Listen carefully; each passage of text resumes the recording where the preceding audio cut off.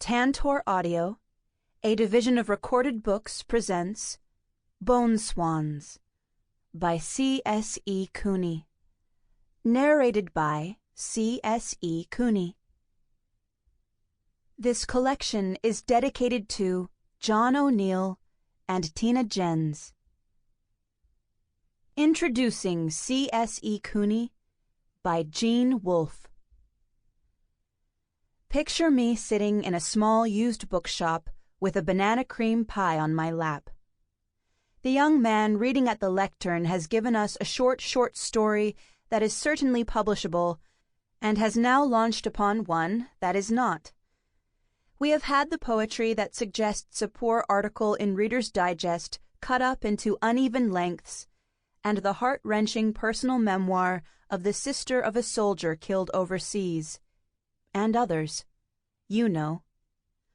The readers are kept in order by Claire Cooney, a startling young blonde with a smile capable of lighting up a good-sized theater.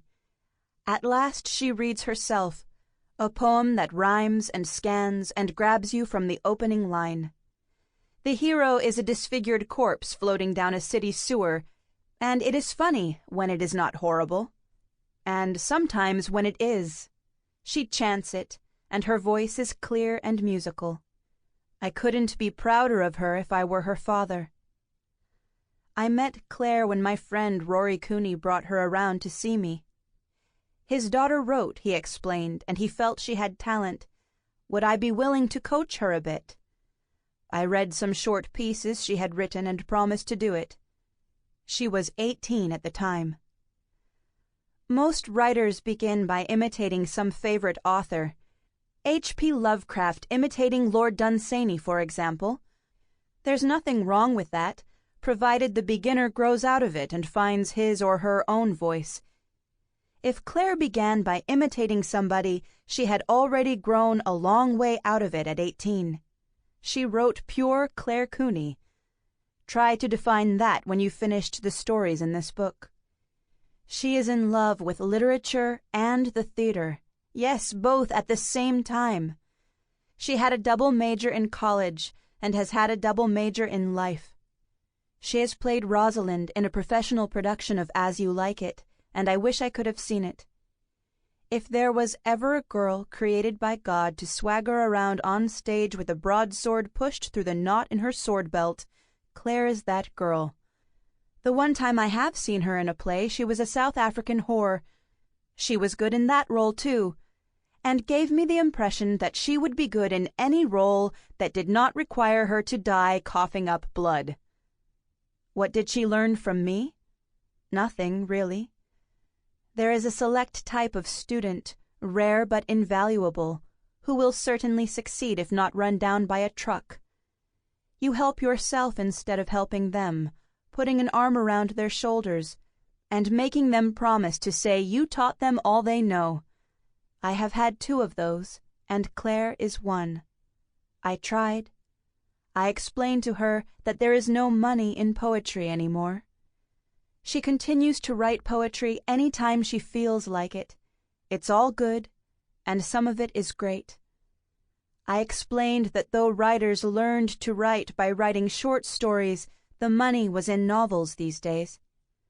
Claire insists she has a secret novel she is grinding away at. Meanwhile, she shows tourists through an aquarium, answers casting calls, and pens poems. Not to mention short stories starring cunning were-rats. And on rare occasions, she writes emails to me. I explained the business of... Well, never mind. You get the picture. Also, this one actually took, I introduced her to science fiction conventions. To the best of my memory, her first was ReaderCon. Always start at the top. Claire, Rosemary, and I lived in Greater Chicago in those dim, far-off days. ReaderCon, as you may know, is always held in or around Boston. We drove. It used to be that Rosemary would spell me at the wheel. By the time we drove to Boston, she was unable to walk more than a step or two, and completely incapable of driving. So Claire spelled me, letting me for the first time ever ride in my own back seat. She would, I'm sure, have worn a chauffeur's cap, had I had wit enough to obtain one. Doubtless you know that once upon a time the very best cars, my father remembered them, had run by steam. The chauffeur did not drive them, he stoked the fire under the boiler. Now I was the chauffeur in the original sense, stoking our fire by encouraging Claire, praising her skill at the wheel, and so forth. Giving her confidence, too, by keeping the road atlas open on my lap, and explaining that soon we would leave this federal highway and enter the other interstate. Claire held our speed between 50 and 55, so that our progress resembled that of a barge on a canal. I was tempted to climb out a window and ride on the roof, ducking for low bridges like the passengers in the song. But though that might have been fun, it would almost certainly have resulted in the loss of the road atlas. I remained inside. Claire did lots of other things, too. When I was locked in an elevator on the first floor of a large motel, and Rosemary marooned in her wheelchair on the second, Claire served as go-between, running up and down the stairs to check the condition of the elevator and report to Rosemary. When we got to ReaderCon, Claire discovered a coven of witches and joined at once. Keep Halloween in your heart all year long. She fit right in. And before the con was over, the witches were boasting about their new member. Nobody had smartphones then, but Claire and I had brought our cell phones. Claire, I should explain, pushed Rosemary's wheelchair from time to time, and was able to accompany and assist her in the ladies' room. On one occasion, Claire and I held a long conference by cell phone before I discovered that Claire was around the corner about 5 short steps away.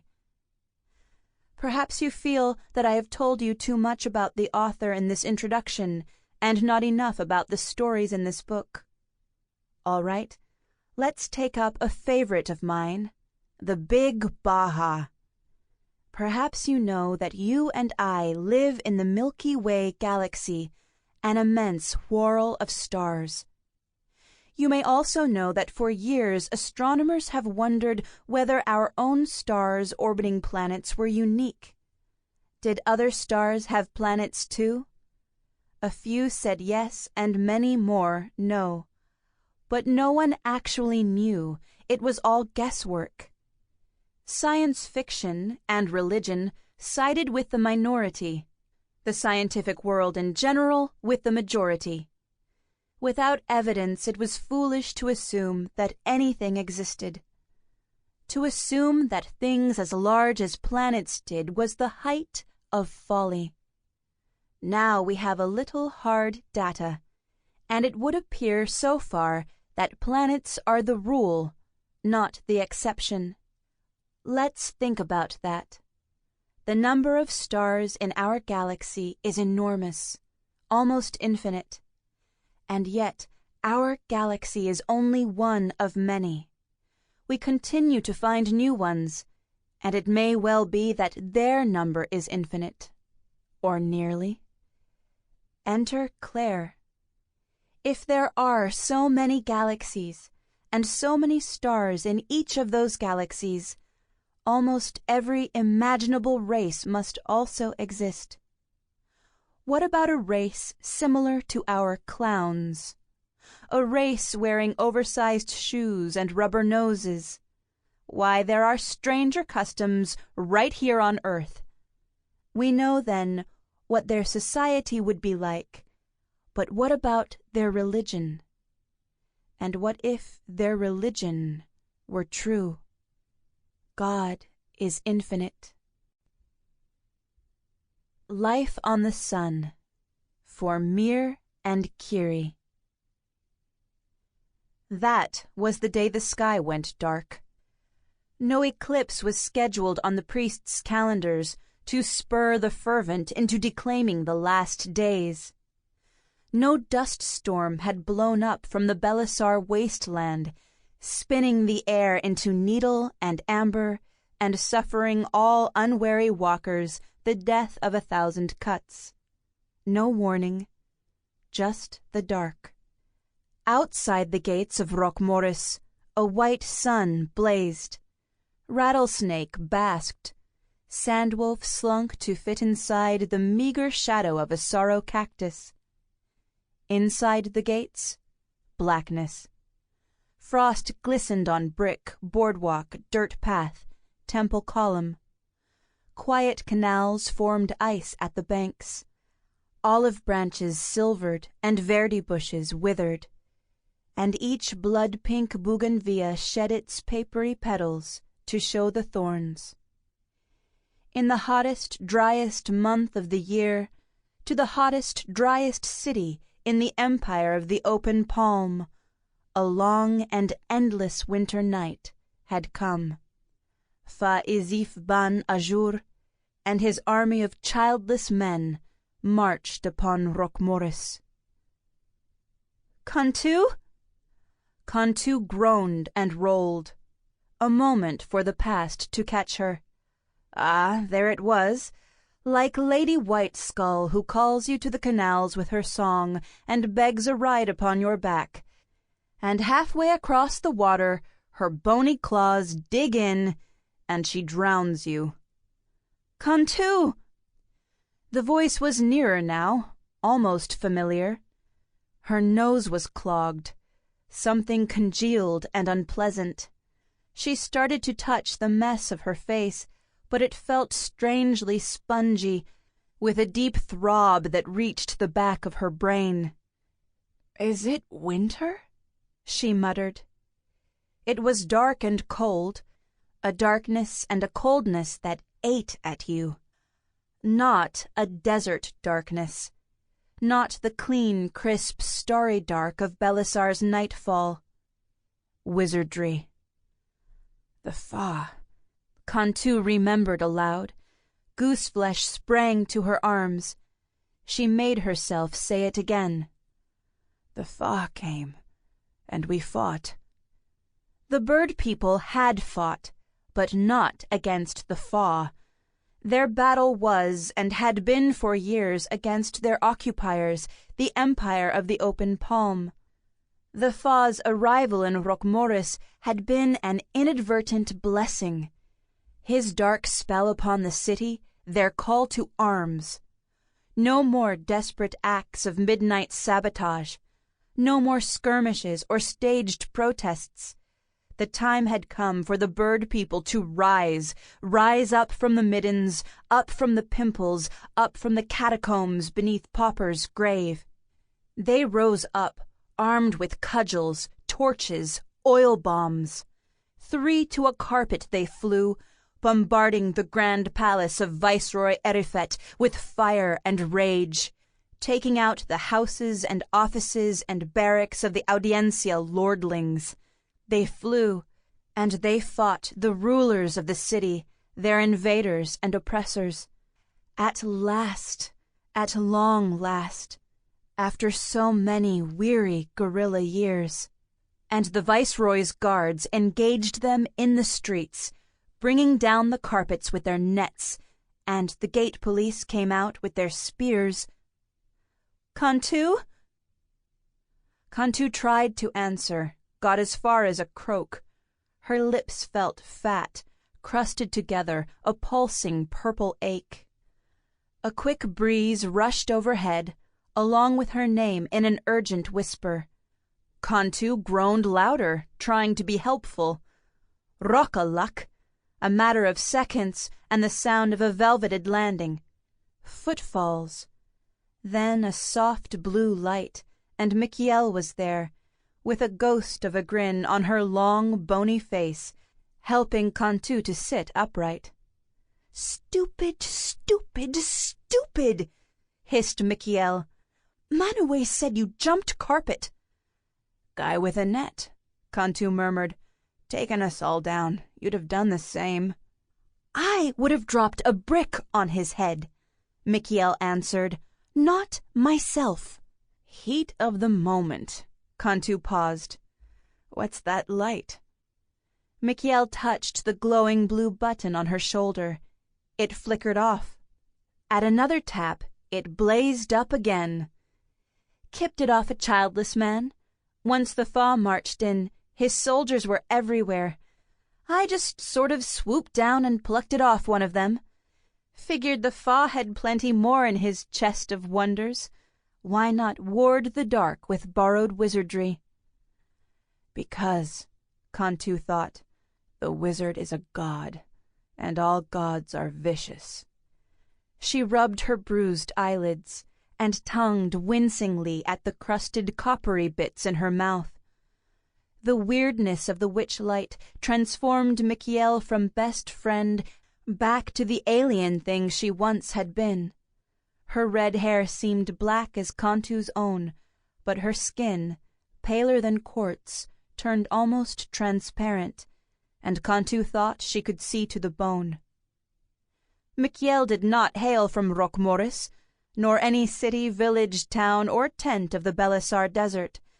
She had been born in the north, farther north than the fountains and flowers and silver opulence of C.S.E, the king's capital. North even of Lieveland, where the fjords ran deep as the mountains rose high. She came, she said, from the top of the world, from a land called Skakmat, where demons made their homes in flying castles made of ice. Michiel's wanderings had taken her to every land imaginable, but it was in Maurice she decided to stay, 8 years ago, when she found the bird people and allied herself with their suffering. Cantu knew many of Michiel's secrets, but not this first and deepest. Why Michiel had remained. Only the Rockamama knew that. The Rockamama had adopted Michiel into their raggle-taggle tribe, bunking her with Cantu in a subcell of the Combs. Why? Cantu had thundered. All the sullen rancor and blistering jealousies that characterized the age of 17 roared in her words. She's a stranger, she's too tall, she talks funny. Because, Cantu, you are of an age and very alike. Yes, very. Both of you are headstrong and preposterous. Both of you, she sighed, still believe in justice. Well, she looks dead, drowned. She's so white. Then she'll compliment you well, my dark one. Be kind. She's come a long way. So Cantu, grudgingly, had taught Michiel to walk the maze path of the catacombs, how to weave a carpet with thread that could fly, and finally, how to take to the skies. In turn, Michiel showed Cantu how to dance with a knife strapped to her thigh, how to use a slingshot and flirt in 12 languages. For 8 years they lived and fought alongside each other. As unlike her in looks as Maurice from C.S.E, Cantu came to consider Michiel her sister. Their hearts beat a twin tattoo on the thunder god's drum. And now, in all the chaos of the uprising, Michiel had not forgotten her. She found me, Cantu realized. Even in this darkness, she found me. As if Michiel caught the thought, she grinned again, and her eyes sparkled. They were a limpid, pearly blue in color, almost white. Despite the witch light, she became herself again. You're dreaming, Cantu, she said, too many blows to the head. Just the one. Didn't improve my nose, I'm afraid. That meat hook. The gods could not improve it. Got any salt, Mick? Wanna grind it in a little? Michiel made to throw her arm around Cantu's shoulders. Her movement cast a strange shadow onto the crumbling alley wall. The shadow was taller and boasted more angles than even lissom Michiel could account for. Leaning back, Cantu glanced from the shadow to the thing casting it, and whistled through her teeth. "Huh." "You like?" "Crision helped. She wanted to come, but it never would have carried 3, so she went to scavenge food instead. Supplies are low." "Michiel Maurice Athery, you are such a goddaft show-off." Her friend shrugged, the mass on her shoulders bobbling. "It's just, we're all so scattered down in the combs. The Rockamama had no carpets to spare for finding your sorry carcass. I had to do something." Her something had been to fashion a collapsible glider from the magic tatters and raveled rags of carpets too threadbare and patchy to carry riders. The contraption jutted up and out from Michiel's shoulders like the great raptor roc mantling her prey. "It flies," she assured Cantu. "Sort of. You just have to talk gently to it. Lots of encouragement, that's the way." Cantu wiped her nose with the back of her hand. Immediately regretted it. "It carries you, sure. Mick, a praying mantis, weighs more than you. Question is, will it carry 2? "Come on, Cantu." Michiel neatly avoided answering by hauling Cantu to her feet. Every time she moved, it was a kind of dance, even weighed down as she was. "We can't stay in the streets. Too damned dangerous." Wait a second." Cantu cupped one hand to the back of her skull, the other to her forehead, trying to keep the world in one place. "Just tell me one thing, you demonic curse spawn of the north. Did we win? Is the city ours? Where is Viceroy Erifet?" "Erifet?" Michiel laughed. "Fled or dead? Who cares? Gone. Gone with all his guards. And every lordly wormling of the Audiencia who had a camel worth riding. May they cross Belisar in safety." "Safety?" "Of course." Michiel's smile was sour. "Let them belly-crawl back to Kosvar with cracked lips and swollen stomachs. Let Erifet confess to High King Vorst Vadalar that he lost the Empire's southern stronghold to the desert scum he swore to crush. And then, please the flying gods of thunder, let Erifet and the Audiencia sip of the High King's mercy." As familiar as fear was the mercy of the Empire of the Open Palm. The broken treaties, the marches, the massacres, the prison camps and slave labor, the promises that oozed poison through honey-sweet lips. This mercy had the Viceroy Erifet shown the bird people during the 40 long and bloody years of his reign. Cantu barked with laughter. "May Vorst Vadalar show him the same." Heedless of her throbbing face, a wrist that was surely sprained, a broken toe, and countless contusions, she did a jolly little shuffle, puffing up dust from the gutter. "The Viceroy driven to the waste, Rock Morris ours." "Cantu?" Those 2 syllables would have flattened a priestess's mitre. Cantu stopped dancing. Every cut burned, every bruise clenched. She collapsed, panting, against the alley wall. "Why grim, Mick?" she gasped, though she knew. "Why, when the city is ours?" "Well," Michiel gestured to the unnatural darkness. The wind moved with a black glitter, as though a billion tiny eyes traveled on it. Cantu could not smell the air, but she could taste it beneath the copper all the way down her throat, in the acids of her stomach, the way the air tastes of glass when lightning strikes the sands. "It's the Fa. The streets are overrun with childless men. They did not march into our city last night because Erifet called for help, nor do they seem interested in pursuing the Audiencia into the desert. But the Fa. When he came he brought the night with him and its stays.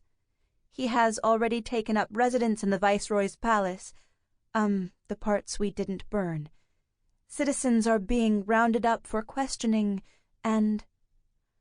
By the milky blue light on her shoulder, Michiel's eyes seemed wide as windmills. And? Cantu, a reward has been posted. For whom? For the Rockamama? Cantu's hands fell to her sides, too nerveless even to form fists. And for you.